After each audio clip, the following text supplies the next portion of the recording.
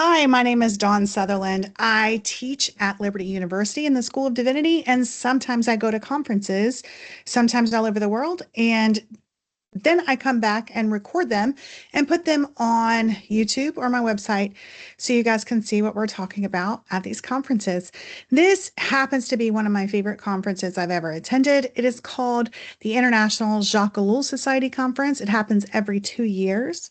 And just to give you a little background, Jacques Ellul was a 20th century French philosopher, sociologist, and a Christian theologian, and he studied how technology and mass media reshape human life.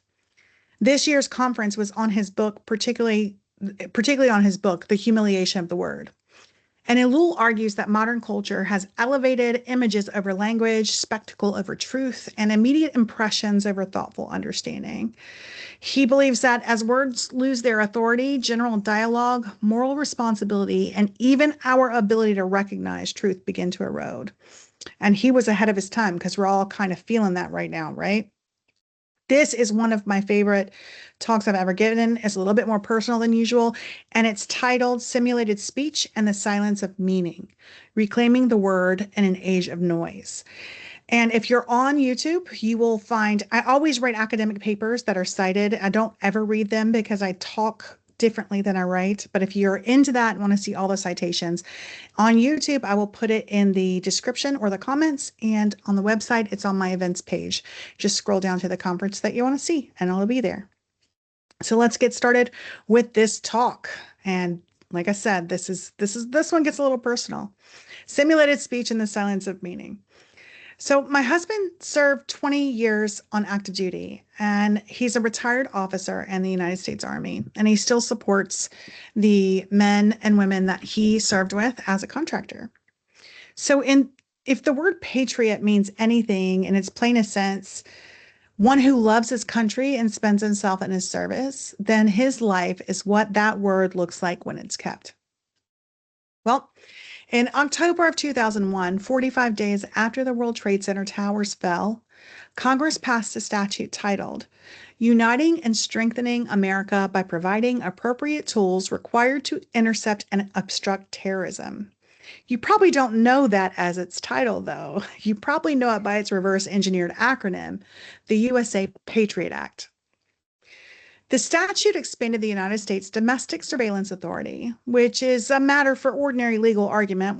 We're not going to do that here, though its name performed an entirely different type of operation. It fused love of country and American acquiescence in the growth of state power. To question the statute was to fall under suspicion of failing the word patriot. My husband kept his oath.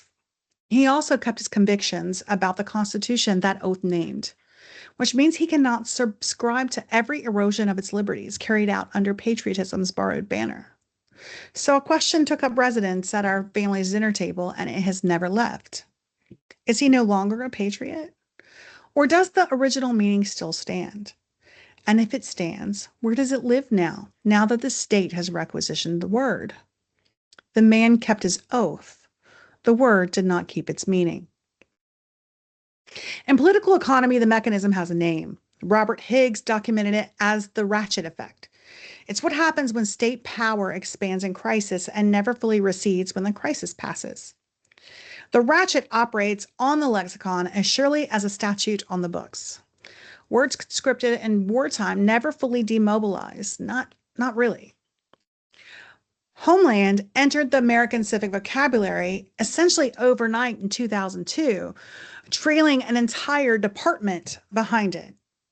Enhanced interrogation was issued for what treaty law calls torture or collateral damage for dead civilians.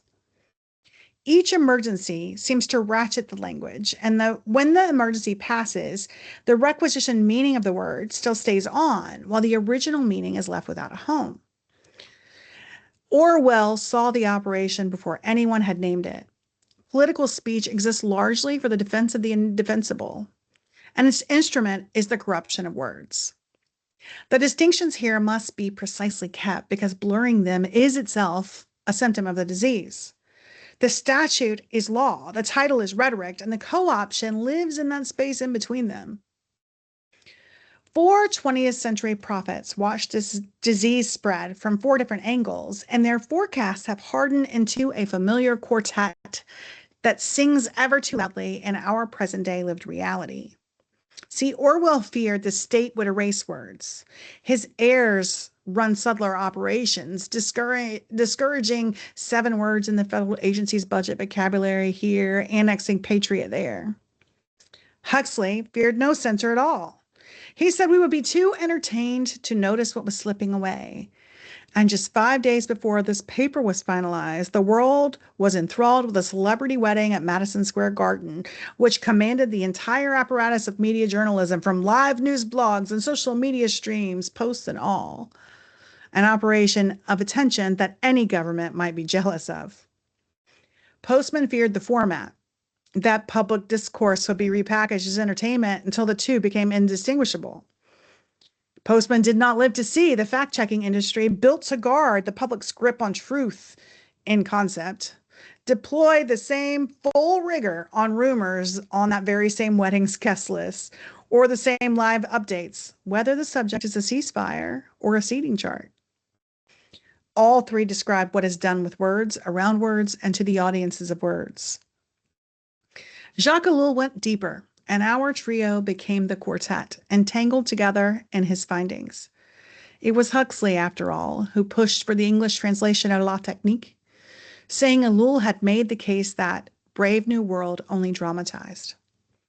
Ellul alone located the crisis in the word itself, la parole humiliée, the word humiliated, stripped of its power to bind speaker and hearer in truth and demoted to an instrument among instruments. You see, the Patriot Act didn't lie about my husband. It did something far stranger. It made the word patriot incapable of saying him. That is humiliation in a little sense, accomplished by decree, one word at a time. Now, what the state once did by statute, the large language model, the LLM, does to all words at once by simulation. This paper argues that the crisis is therefore ontological before it is political or cultural. That is, simulation severs speech from speaker, word from presence, utterance from accountability, and so erodes the covenantal conditions under which truth can be spoken, heard, or even desired. The remedy won't be found in artificial intelligence policy or consciousness inquiry or data integrity. It requires a theology of the word as a dress, grounded in the Hebrew davar, interpreted Christologically in the word made flesh, and practiced ecclesially as the ethics of speech. Ellul defined technique as the totality of methods rationally arrived at and having absolute efficiency in every field of human activity. Its logic is autonomous. What can be done will be done, and every domain technique enters is reorganized around the single value of efficient output. For 70 years, the live question has been which domains remained outside, and the large language model is the announcement that none did. It is technique arrived at language itself, the last workshop. Speech produces output optimized for plausibility at industrial scale and negligible cost. Two institutions built entirely on the reliability of the word show what this means in practice. One is the court, the other is the church. We'll start with the court.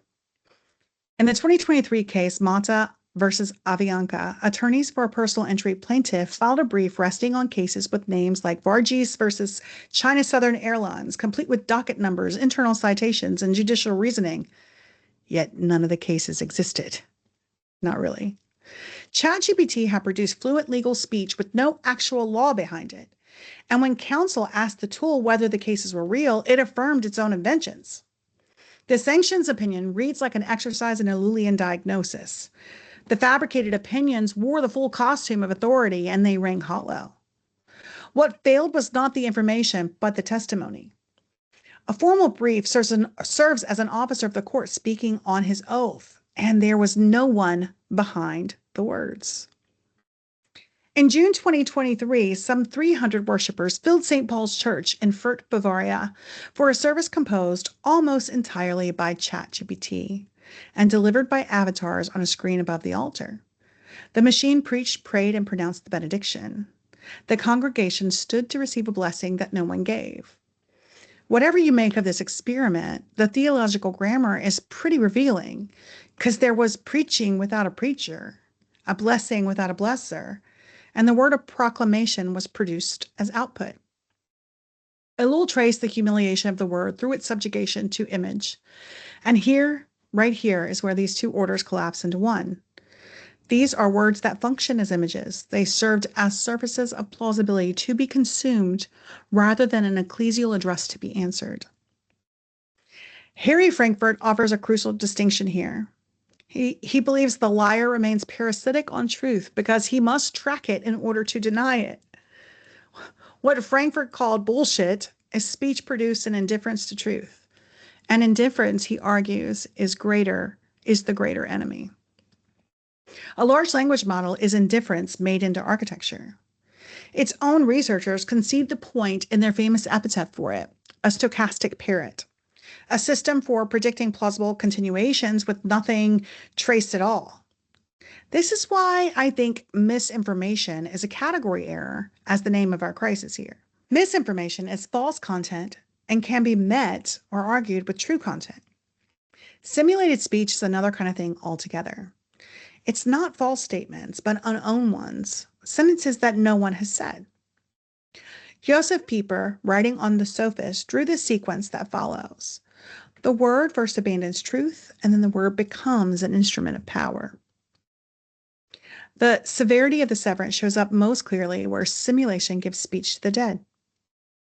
In February 2024, on the 6th anniversary of the Parkland shooting, a campaign called the Shot Line began placing calls to congressional offices in the AI recreated voices of children killed by gun violence. By fall, the congressional calls exceeded 160,000 in number. In May of 2025, an Arizona courtroom heard a victim impact statement delivered by an AI video ring of Chris Pelkey. He was killed in a road rage incident shooting 4 years earlier. His sister wrote the words. The simulation spoke forgiveness to his killer. The judge praised the presentation while defense counsel raised due process objections. The grief in both cases is very real, and the motives are understandable, which is exactly what makes these cases instructive. The words may render faithfully what these dead voices would have said in life, but the dead cannot consent to their own speech, and forgiveness pronounced by a rendering binds no one. Ellul observed that technicized work implies in the human being, quote, an absence where previously it implied a presence, unquote.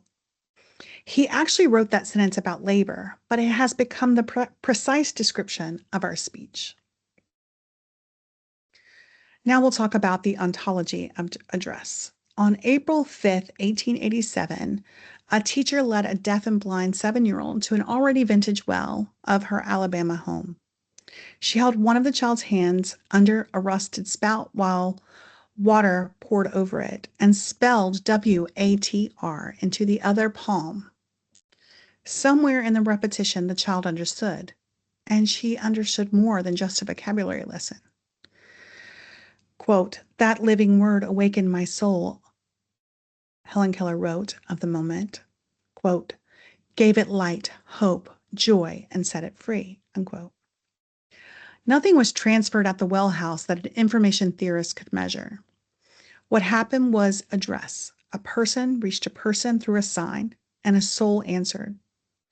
Walker Percy, an information theorist, circled that one scene for his entire career because there is no theory of language as signal transmission that could account for it, but Scripture can. In the Hebrew Scriptures, the word for word is devar. It refuses separation from speech, from act and thing. The root of the word holds together speech, matter, affair, and event, something that happens as readily as something spoken. God speaks and light is.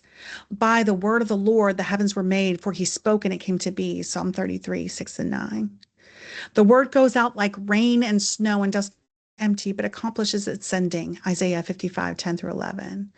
It burns like fire and breaks rocks like a hammer. Jeremiah 23, 29. This is an ontology. In the biblical witness, the word is the presence of the speaker in action, which is why speech binds so clearly. Careless words in the Greek, herimata arga, words with no worker behind them, come under judgment, precisely because a word is meant to carry its speaker within it. The truthful need no oaths. Their yes is yes, because they are wholly present in their words. Reference Matthew 5:33-37. Theological anthropology follows this very same logic. The creature made in the image of God, Genesis 1:26-28, is the creature made by address and for address, spoken into being, then spoken to, and constituted as human by a summons to answer. See, hear, O Israel, in Deuteronomy 6:4 is not some ornamental saying to make the law more palatable. It is the very anthropology beneath the law. Augustine built his account of signs on the same foundation. Signs exist so that one mind may become present to another, and the lie is a kind of sacrilege because it turns the instrument of communion into an instrument of concealment. Our modern philosophy of language arrives late, but at the same conclusion. Promises, blessings, forgiveness, and testimony do not describe the world from a distance. They perform acts and words, acts that binds persons one to another. Simulated speech, then, is not a new species of lie. It is the evacuation of the entire structure. It is a sign without a speaker, an act without an agent, an address with no one home. It is the humiliated word at its last stage of descent. This descent must be measured theologically because what is being emptied is not just a communication channel, but the form of the Imago Dei itself. The Bible has told the story of totalized speech before. The builders on the plain of Shinar had one language and the same words, Genesis 11:1. And the narrative gives their project deliberately technological vocabulary. Come, let us make bricks and fire them thoroughly. And they had brick and stone and bitumen for mortar, Genesis 11:3. Uniform language, they had advanced standardized materials, a tower to secure presence, and a manufactured name, because they said, let us make a name for ourselves, Genesis 11:4. Babel, you see, is Ellul's law technique, and its raw material is the word. The judgment that confuses and scatters is therefore a mercy because it breaks the monopoly of a single tongue harnessed to a single project of hubris. And the name the builders could not manufacture themselves is given only a few verses later as a divine gift. God tells Abraham, I will bless you and make your name great, Genesis 12:2. The tower rises again today, but not in fired brick, in scraped speech. One statistical tongue, LLMs trained on the gathered mass of human words, now offers to finish everyone's sentences, and the effect is actually measurable. A study of more than 15 million biomedical abstracts found the fingerprint of a machine assistant in at least 13.5% of 2024 publications. These are journal publications. Visible as the bloom of excess vocabulary, the sudden fashionableness of words the model favors, like merely or M dashes, you've heard all that. Researchers at Cornell also found that AI writing suggestions pull writers of other cultures toward a consistently Western idiom. Indian writers who accepted suggestion after suggestion through an LLM watched their own essays about their own food and festivals drift towards pizza and Christmas. One auto-completed at a time, the Indian dosa became pizza. This is Babel inverted and completed. Not one language imposed by decree, but every language regressing towards some statistical mean, a name made for us and laid over the world's tongues. It is Pentecost that stands as the permanent antitype.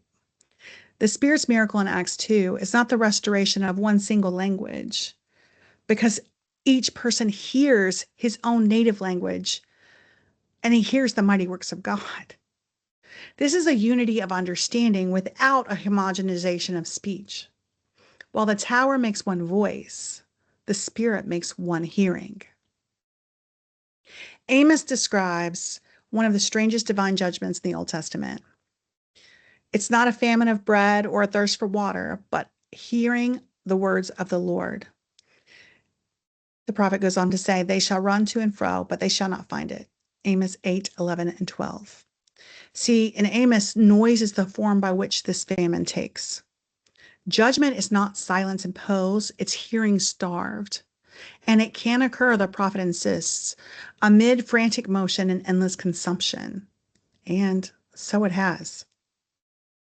The century that multiplied words beyond all previous civilization combined watched its vocabulary of character narrow. Tracking 50 virtue words across the Google Books corpus, Peelan and Seelan-Kesavir found a statistically significant decline in 74% of them across the 20th century, alongside steep falls in the general moral vocabulary of virtue, decency, and conscience. David Brooks brought the findings to a more general audience. Words like humility, kindness, and bravery had fallen out of use by half or more. A later replication of the survey complicated the curve in a really odd way. The broader vocabulary of moral judgment, good and evil, right and wrong, rebounded strongly after 1980. But the lexicon of character did not recover. See, the words for condemning one another returned. The words for becoming good did not.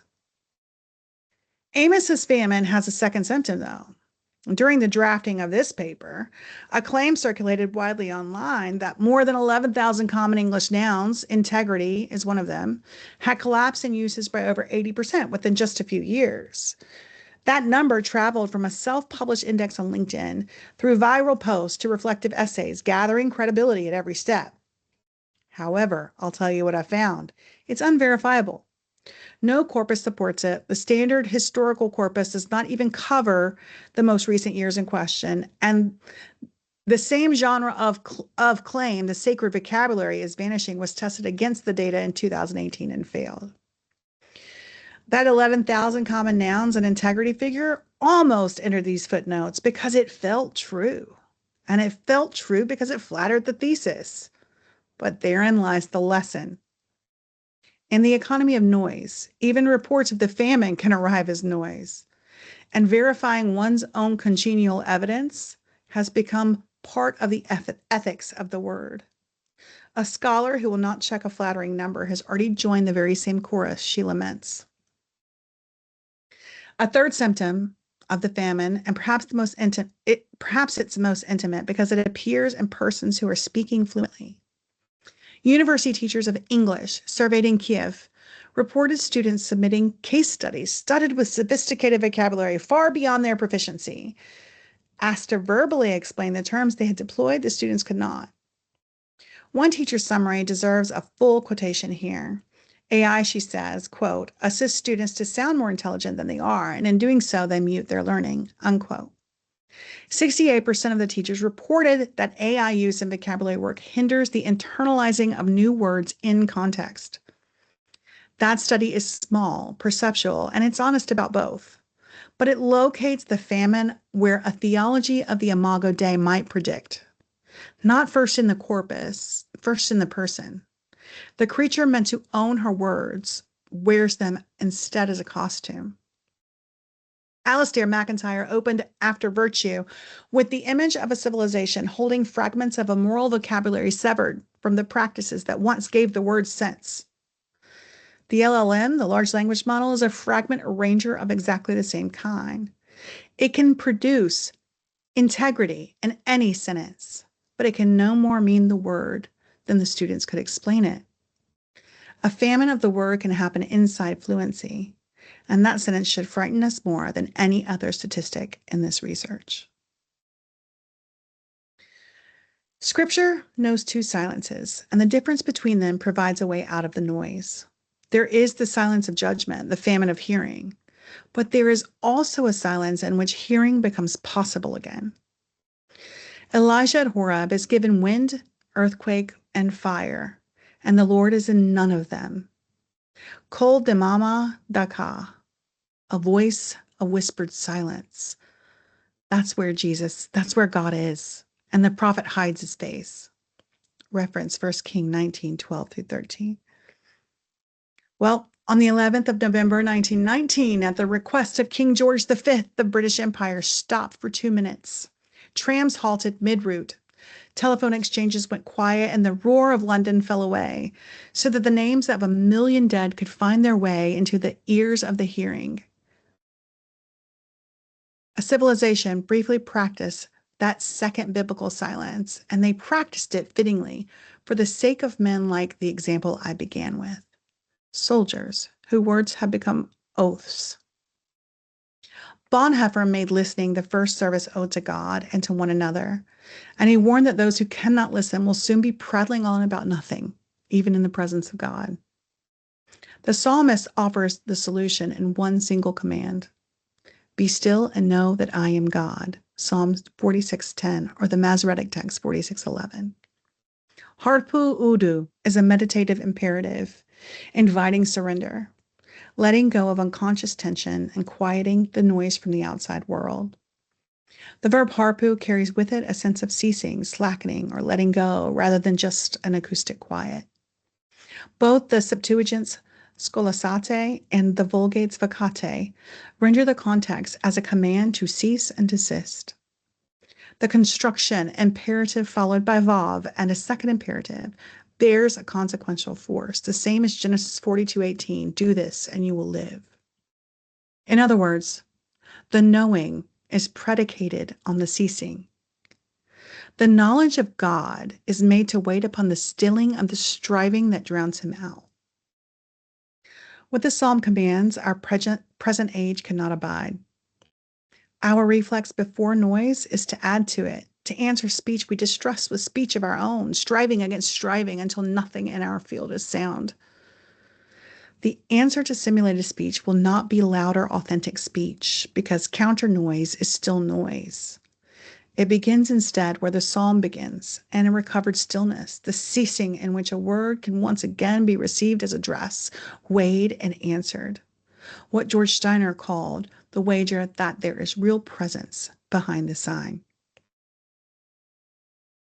Hebrews 1:1-2. Long ago, God spoke to our ancestors in many and various ways by the prophets, but in these last days he has spoken to us by his Son, whom he appointed heir of all things, through whom he also created the worlds. The Logos, who was in the beginning with God, became flesh and dwelt among us. John 1:1-14. In and through Jesus of Nazareth, the severed things are one: speech and speaker, word and presence, utterance and accountability, sign and a life laid down for its truth. He taught with exousia, an authority that astonished, because there was no distance between the word and the one speaking it. Before Pilate, who asked what is truth, he stood silent. The incarnate word can afford silence because his presence is the testimony. What simulation severs, the incarnation joins. This is why the church's stake in the present crisis has to be more than institutional self-protection. A community that lives by the word became flesh cannot make peace with words that become output. Ellul ended the humiliation of the word not in despair but in expectation. The word will be rehabilitated, and the seal of the promise is eschatological. The writer called faithful and true, whose name is the word of God, Revelation 19:11-13. In the meantime, Ellul practiced what he awaited, and his practice is instructive all the way down to its little eccentricities. The man who diagnosed technique never used a typewriter. He wrote some 60 books and 1,000 articles in longhand and handed the pages to the same typist for decades.